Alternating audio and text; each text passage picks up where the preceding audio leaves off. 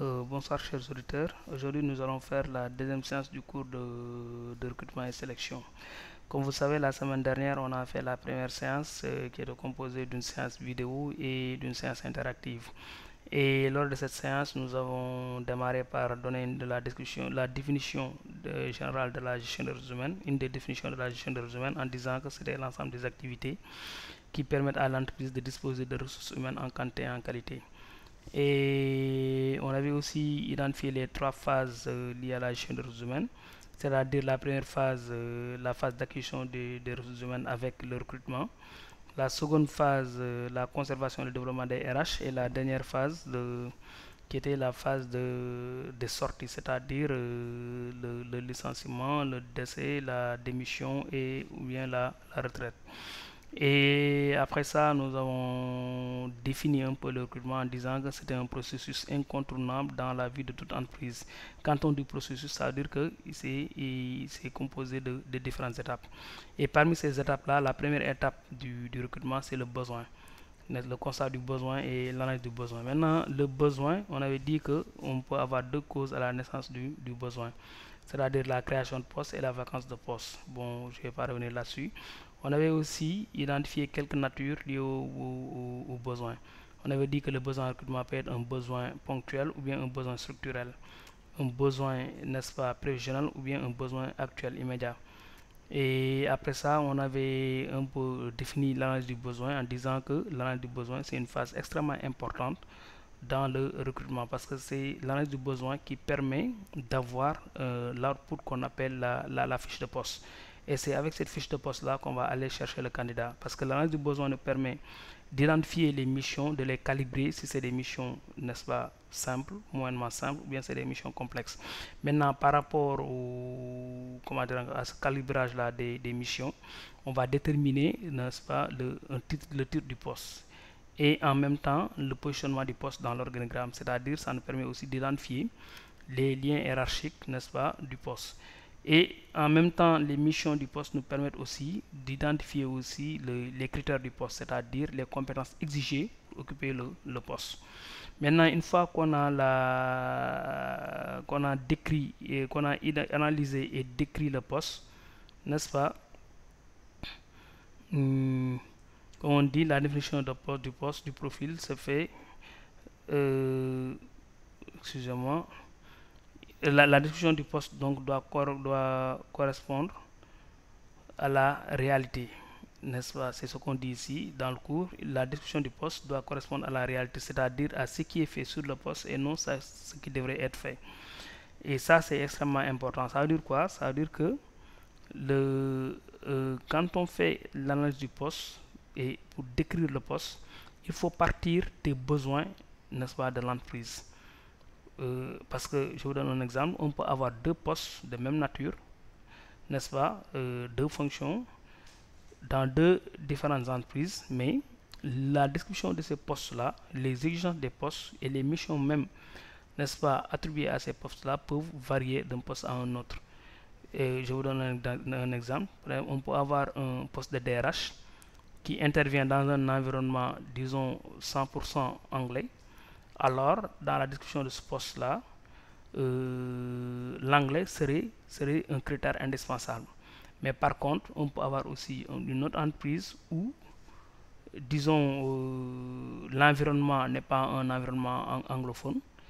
Alors, dans ce cas-là, l'anglais n'est pas une exigence, n'est-ce pas? Et ça aussi, par rapport aux exigences du poste, on peut aussi avoir quelques divergences liées aussi aux missions du poste, même si c'est des postes qui sont de même nature. Alors, quand on fait la description du poste, ça veut dire il faut partir du contexte du poste, il faut partir de l'entreprise pour donner une définition exacte. Parce que sinon, on risque de faire un mauvais recrutement.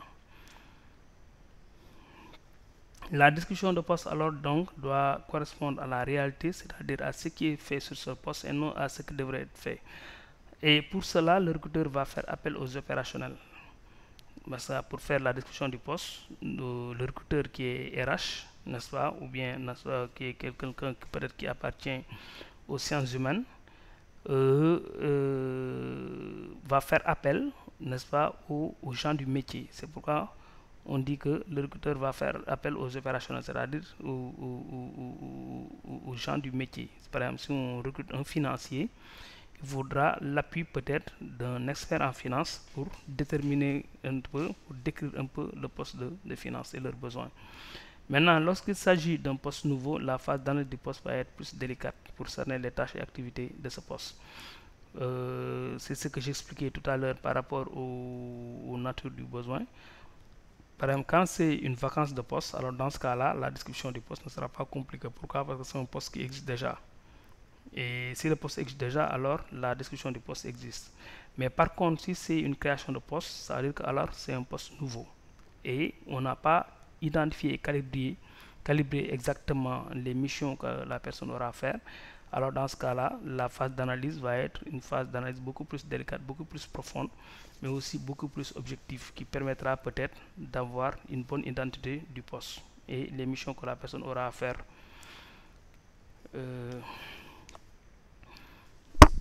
L'analyse du besoin donc permet à l'entreprise d'établir la fiche de poste. La définition du poste va s'appuyer sur une grille d'analyse qui comprend différentes rubriques. Celles-ci sont en général l'identification du poste avec son intitulé, c'est-à-dire le titre de poste, comme je l'ai dit tantôt, qui dépend des missions que la personne aura à faire. Les missions de l'emploi et les responsabilités, le statut hiérarchique, c'est-à-dire le positionnement dans l'organigramme, peut être indiqué, et aussi faire l'inventaire des tâches, les moyens et les contraintes du poste et les compétences requises. C'est ça l'objectif de l'analyse du poste. Maintenant, la description de fonction présente le poste tel qu'il est, tel qu'il doit être, et cette description a une double nécessité. Comme on l'a dit tout à l'heure avec l'autre diapo, ça veut dire qu'il faut partir du contexte du poste pour pouvoir décrire le poste. N'est-ce pas? On ne va pas partir d'une description générale, alors dans ce cas-là, on risque de ne pas avoir le bon candidat. Alors, cette description du poste a une double fonction. D'abord, d'une part, elle permet d'améliorer la connaissance de l'offre du poste et des caractéristiques s'y rattachant. C'est-à-dire que ça permet, n'est-ce pas, d'identifier les missions du poste, le titre du poste, mais aussi les exigences du poste, c'est-à-dire les caractéristiques s'y rattachant. N'est-ce pas? Quelles sont les caractéristiques du poste? C'est-à-dire les exigences du poste. Et le recruteur donc va s'appuyer sur cette fiche de poste pour réaliser une première sélection parmi les CV disponibles et ne retenir que celui ou ceux qui correspondent à la description du poste. Vous voyez, ça veut dire que c'est avec l'outil principal même du recrutement et de la sélection, ça veut dire que c'est la fiche de poste. Alors, si on a une mauvaise fiche de poste, on risque d'avoir un mauvais candidat, inévitablement. Ça, c'est d'une part. D'autre part aussi, la fiche de poste permet au candidat une auto-sélection. Parce que quand on envoie l'offre par rapport aux missions du poste et par rapport aux exigences du poste, les potentiels candidats pourront faire une auto-sélection pour voir si leur profil correspond au profil du poste. Et si oui, bon, ils vont postuler. Et si le profil ne correspond pas, alors cette auto-sélection leur permet de s'auto-exclure et de ne pas postuler. C'est ça l'objectif même de la fiche de poste. Et l'établissement du profil aussi. La définition du profil se fait à partir de la description du poste en tenant compte des contraintes externes et des contraintes internes. Le recruteur donc va définir des compétences et des qualités personnelles que le futur candidat devra posséder. Il précisera également aussi la formation souhaitée et l'expérience requise. Toujours dans le même sillage, hein, parce que c'est l'analyse du poste qui nous permet de déterminer les exigences du poste. Pour déterminer les exigences du poste, c'est quoi? C'est le profil dont on a besoin. N'est-ce pas? Quels sont les critères qu'on doit remplir pour pouvoir occuper le poste? Les critères en termes de diplôme, de connaissances, n'est-ce pas? Les critères aussi en termes d'expérience professionnelle réussie, mais aussi des critères en termes de capacité et de savoir-être, n'est-ce pas? Et on dit qu'à cette étape, donc, il est important de réfléchir à chacun des critères et de les hiérarchiser. Parce que si on regarde bien les exigences du poste, n'est-ce pas, on peut identifier, on peut regrouper ces exigences-là en 3 critères. C'est-à-dire les critères indispensables, les critères nécessaires et les critères souhaitables. Les critères indispensables, c'est quoi? Ce sont les critères qui, quand le candidat n'a pas ces critères-là, le candidat ne peut pas être sélectionné, présélectionné. N'est-ce pas? Son CV ne peut pas être retenu. Les critères nécessaires, souvent, c'est des critères qui permettront au candidat, une fois retenu dans l'entreprise, de pouvoir réussir à son poste. Et les critères souhaitables, souvent, c'est ce qu'on appelle les plus, n'est-ce pas? Disons, exemple, l'anglais serait un atout dans un poste où l'anglais n'est pas une exigence indispensable. N'est-ce pas? Ce sont les atouts. Les critères souhaitables, souvent, c'est ce qu'on appelle les atouts. C'est-à-dire ce sont les outils, souvent, dans certains cas, c'est les outils, c'est les outils informatiques, je veux dire. C'est la langue, c'est les voyages. N'est-ce pas? Ça peut être des critères indispensables, mais dans certains cas.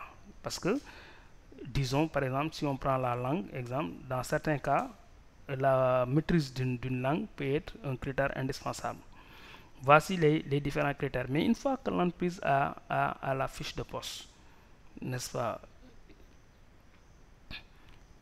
Une fois que l'entreprise a la fiche de poste, alors, une fiche de poste bien élaborée, en ce moment-là, l'entreprise va aller vers la recherche de candidature. On a la fiche de poste, on connaît les critères du poste, c'est-à-dire les exigences du poste, de profil demandé.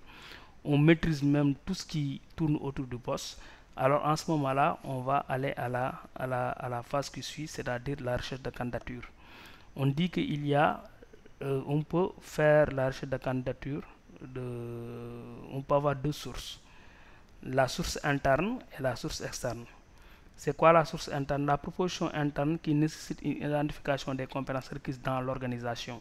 Parce que si on prend la deuxième phase de la gestion des ressources humaines, qui est la conservation et le développement des RH, alors dans cette conservation et développement des RH, n'est-ce pas, pour pouvoir conserver les ressources humaines, il faut répondre à leurs attentes, n'est-ce pas? Mais on ne se limite pas à les conserver, mais il faut aussi les développer, c'est-à-dire assurer leur montée en compétences.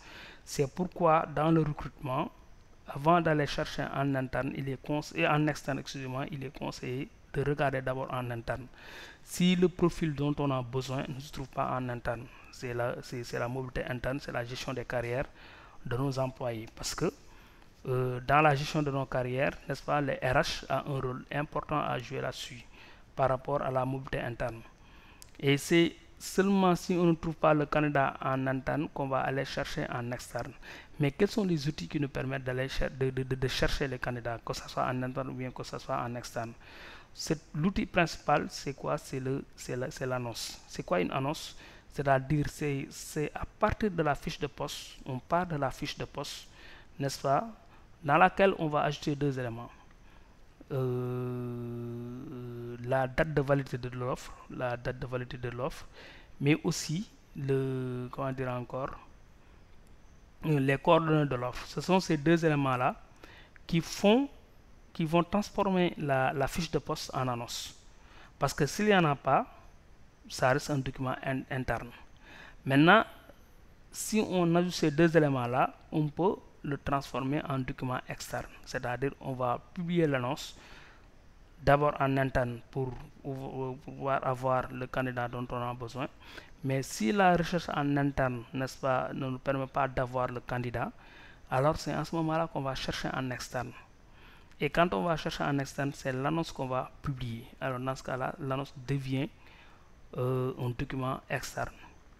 Maintenant, l'annonce.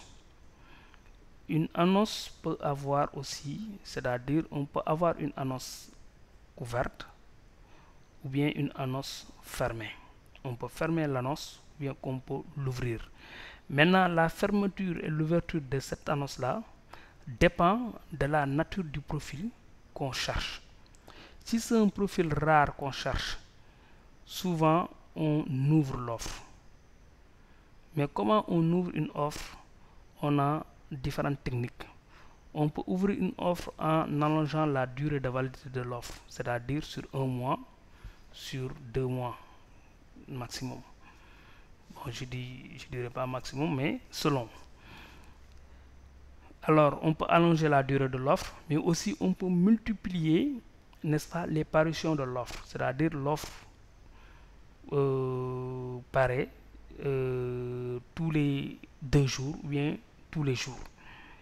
Mais aussi, on peut multiplier, disons, les supports de publication.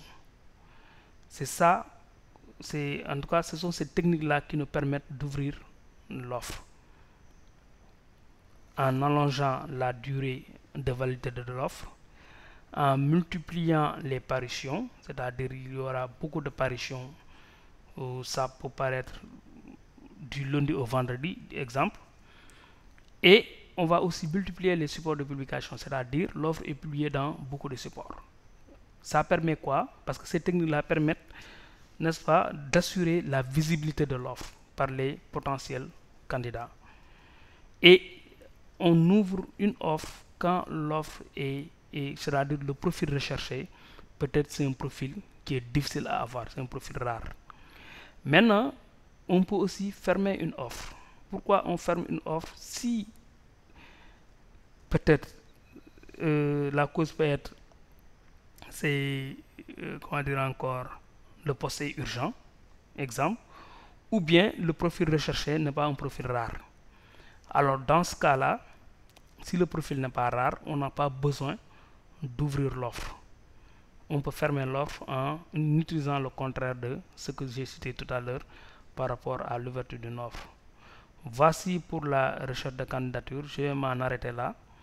Et je vous demanderai aussi de préparer vos questions, n'est-ce pas, de faire des recherches pour pouvoir enrichir notre séance interactive.